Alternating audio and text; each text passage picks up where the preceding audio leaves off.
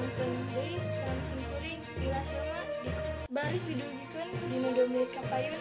Pamirsa, nyanggakeun ibar salantakna.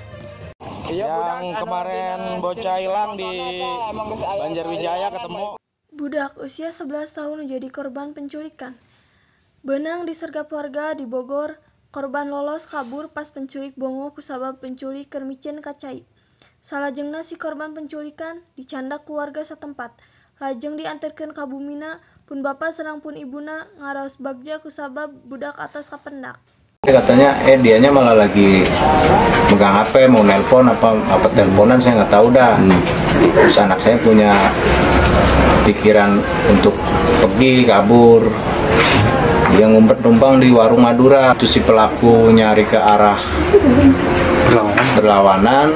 Anak saya lari ke jalan raya tuh minta tolong sama setiap kendaraan yang lewat.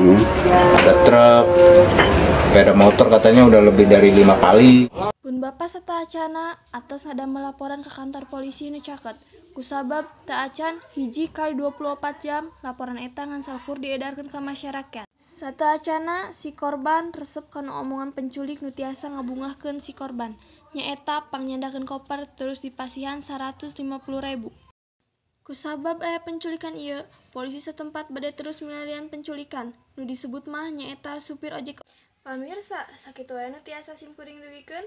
Wilujeng patepang deui dina warta nu bakal dongkap. Simkuring Dila pamit undur.